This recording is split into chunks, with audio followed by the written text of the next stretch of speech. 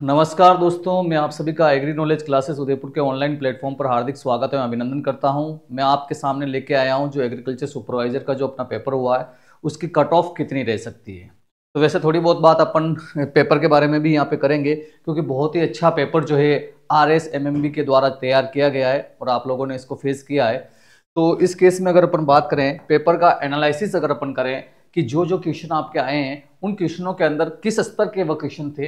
तो सबसे पहले बात करते हैं अपन हिंदी की। हिंदी की अगर अपन बात करते हैं तो इसमें से 11 क्वेश्चन ऐसे थे जो बहुत ही इजी या अपन कहे कि सामान्य विद्यार्थी इसको कर सकता है। 2 क्वेश्चन मीडियम स्तर के थे और 2 क्वेश्चन जो थे कठिन स्तर के थे, हार्ड स्तर के थे। इसके बाद जीके की बात करें, इसके अंदर 14 क्वेश्चन जो थे इजी थे। उसके बाद 6 क्वेश्चन जो थे वे आपके मीडियम लेवल के थे और 5 क्वेश्चन जो थे वह आपके कठिन स्तर के थे। इसके बाद अपन बात करें एग्रोनॉमिक की बात करें तो एग्रोनॉमिक के 13 क्वेश्चन जो थे वह इजी थे। उसके बाद 4 क्वेश्चन आपके मीडियम थे और 3 क्वेश्चन आपके हार्ड थे। उसके बाद बात करें हॉर्टिकल्चर की तो हॉर्टिकल्चर के जो क्वेश्चन थे वह 14 क्वेश्चन जो थे आपके इजी थे, 2 क्वेश्चन आपके मीडियम और 2 क्वेश्चन आपके हार्ड थे।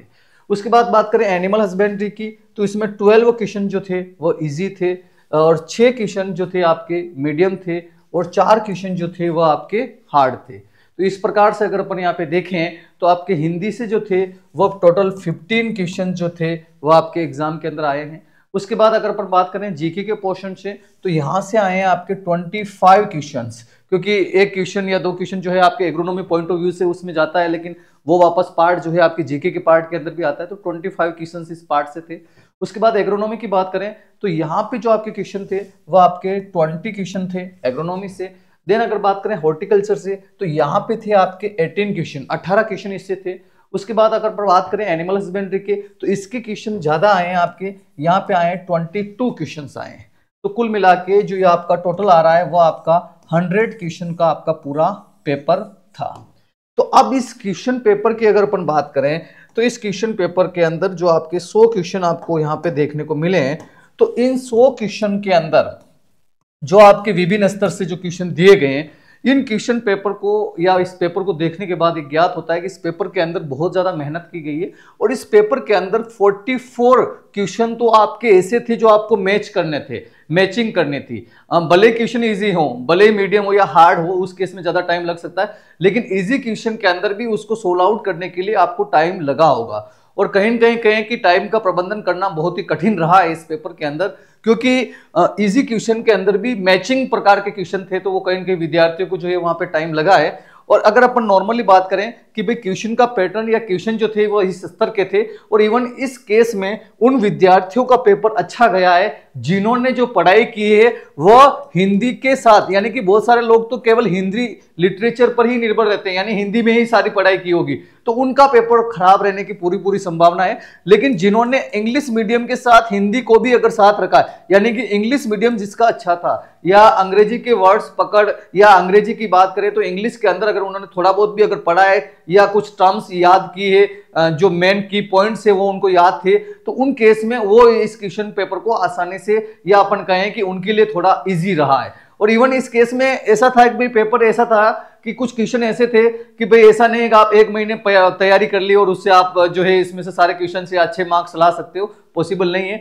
यहाँ पे जो पेपर जो जिन लोगों का अच्छा गया है उन लोगों का गया है जिन्होंने शुरू से इस एग्रीकल्चर के अंदर लगे हुए हैं, या इवन कहें कि उनका पुराना नॉलेज भी था लेकिन उन्होंने पूरा जड़ों से या गहराई से इसकी पढ़ाई की थी, या अपन कहें कि उनका बेस जो था मजबूत था। क्योंकि ऐसे ऐसे क्वेश्चन यहाँ पे आए हैं जो आप इजी नॉर्मली 5-6 महीने या जो आप रेगुलर जो कंटेंट है वही पढ़ के अगर आप एग्जाम दे रहे हो तो उस कंटेंट से आपको सारे प्रश्न आपको देखने को नहीं मिलेंगे।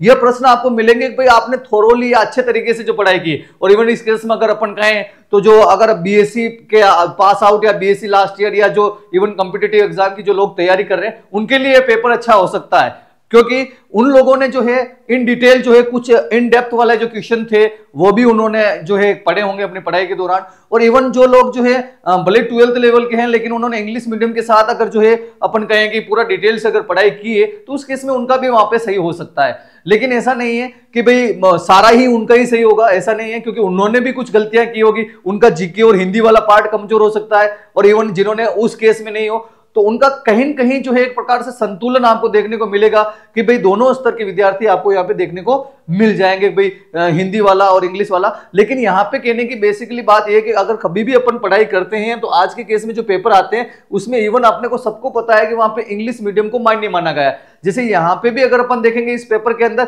हिंदी और इंग्लिश में कहीं न कहीं थोड़ा विरोधाभास आपको एक दो क्वेश्चन के अंदर देखने को मिलेगा। जैसे एक छोटा सा क्वेश्चन था अपना न्यूट्रिएंट्स वाला, जो पोषक तत्वों का क्वेश्चन आपको पूछा था, प्लांट्स के अंदर कौन से मोबाइल है, तो उस केस में हिंदी उसकी अलग थी, इंग्लिश अलग थी, लेकिन वहां पे वो प्रश्न सुटेबल जा रहा था, अंग्रेजी माध्यम के हिसाब से सुटेबल जा रहा था, और इंग्लिश जो आपकी लैंग्वेज है वही आपकी वहां पे सुटेबिलिटी रहती है। तो इस केस में अगर अपन देखें तो ये आपका जो था एक प्रकार का लेवल था। लेकिन अगर यहां पे अगर अपने एक सामान्य विद्यार्थी की बात करें कि जो अच्छा से अच्छा विद्यार्थी है, जो पढ़ने में बहुत होशियार है, या अपन कहें कि जो टॉपर स्टूडेंट्स रहता है हमेशा, तो उनकी अगर अपन बात करें तो वह लगभग कितने इजी क्वेश्चन को 64 में से कितने इजी क्वेश्चन को वह सही से अटेम्प्ट कर पाएगा, क्योंकि सारे के सारे कर नहीं पाएगा, तो उसमें 60 ऐसे क्वेश्चन है, 60 क्वेश्चन के आसपास जो है वह सही से अटेम्प्ट कर पाएगा। जबकि मीडियम लेवल के क्वेश्चन में से वह 15 क्वेश्चन को जो है सही तरीके से अटेम्प्ट कर पाएगा, और हार्ड वाले क्वेश्चन में 7 में से 4 क्वेश्चन को वह सही तरीके से जो है नहीं 16 में से 7 क्वेश्चन को जो है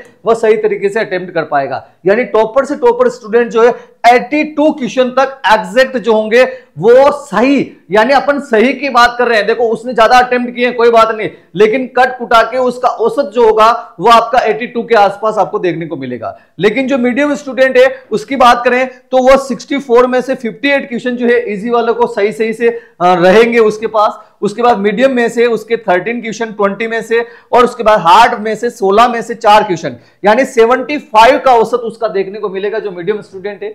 और जो एवरेज स्टूडेंट है, ओवरऑल कैटेगरी की यहां पे बात कर रहे हैं, एवरेज स्टूडेंट जो होगा वो 64 में से 55 क्वेश्चन जो होगा उसके सही रहेंगे। उसके बाद 20 क्वेश्चन जो आपके मीडियम लेवल के थे उसमें से 10 क्वेश्चन उसके सही होने के चांस रहेंगे, और जो 16 क्वेश्चन जो आपके हार्ड थे उसमें से 2 क्वेश्चन उसके सही होने के चांसेस रहेंगे, यानी कि कुल मिला के उसका 67 औसत रहेगा। तो यहां पे जो औसत दिया हुआ है कि टॉपर स्टूडेंट या मीडियम लेवल स्टूडेंट या एवरेज स्टूडेंट, ये ओवरऑल कैटेगरियों का औसत है भाई। उसमें जनरल भी आ गया, एससी भी आ गया, एसटी भी आ गया, ओबीसी भी आ गया, एमबीसी भी आ गया। तो यहाँ पे ये कट ऑफ नहीं हुई, एक औसत बताया आपको कि भाई एक विद्यार्थी का कितना जो है औसत जो क्वेश्चन है वो बचेंगे, किस केस में कि भाई उसके कट कुटा के, यानी कि जो माइनस मार्किंग होगी उसके बाद भी इतने क्वेश्चन तो उसके बचने की संभावनाएं पूर्ण है। तो ये हो गया पेपर का एनालिसिस। अब बात करते हैं जो टॉपिक अपन लेके आए हैं कट ऑफ की, यहाँ पे अपन बात करते हैं।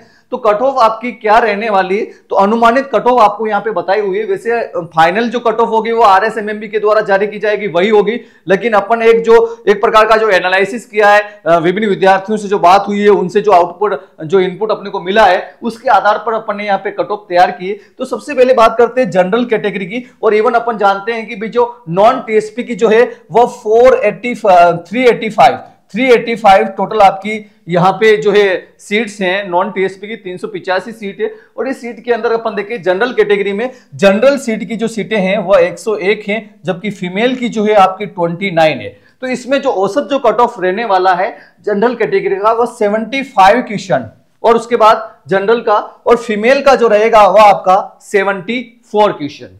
उसके बाद बात करें ओबीसी में जनरल की सीट थी 56, और यहां पे जो कट ऑफ रहने वाली है इनकी वह 74 क्वेश्चन रहने वाली है। उसके बाद फीमेल की बात करें जिसकी 16 सीट थी, और यहां पे इनकी कट ऑफ रहने वाली 72 क्वेश्चन।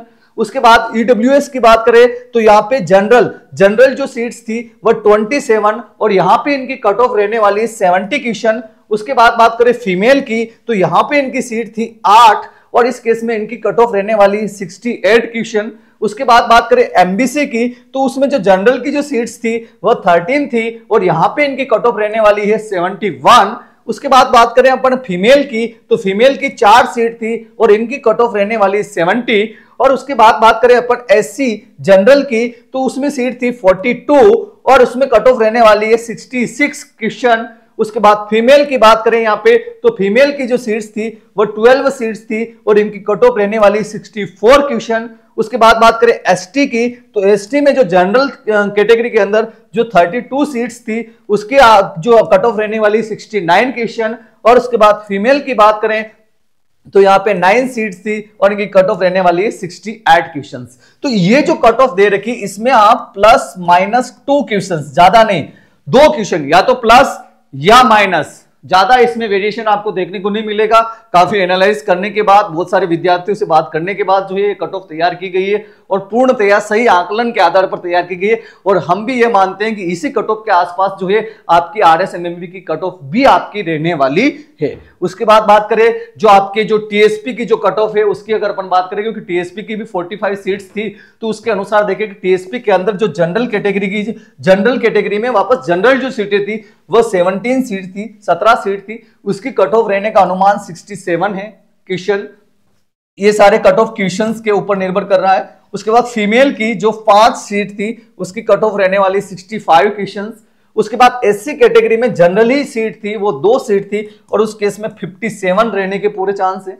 उसके बाद ST कैटेगरी की बात करें तो यहाँ पे जनरल सीट्स थी 14 और यहाँ पे कट ऑफ रहने वाली है 52। और उसके बाद फीमेल की बात करें तो यहाँ पे 5 सीट थी और इस केस में कट ऑफ रहने की संभावना है 50 क्वेश्चंस। तो यहाँ पे जो प्लस माइनस है वो थोड़ा ज्यादा आपको देखने को मिल सकता है। यहाँ पे प्लस माइनस आप 4 को ले लें, किसको ले लें, 4 को ले लें। TSP के केस में वहां पे 2 का था, तो इस केस में ये कट ऑफ रहने की पूर्ण संभावनाएं हैं। तो ये था अपना कट ऑफ के संबंध में। और इवन आपका पेपर जो होगा, आपने पूर्ण अच्छी मेहनत किए और आपने अच्छे से पढ़ाई किए, तो इस केस में आपका पेपर अच्छा गया हुआ, क्योंकि काफी अच्छा पेपर आया था। और पढ़ने वालों के लिए ये पेपर था, जिन्होंने कई दिनों से लगे हैं और अच्छे से पढ़ाई कर रहे हैं, उन लोगों का पेपर अवश्य अच्छा गया होगा।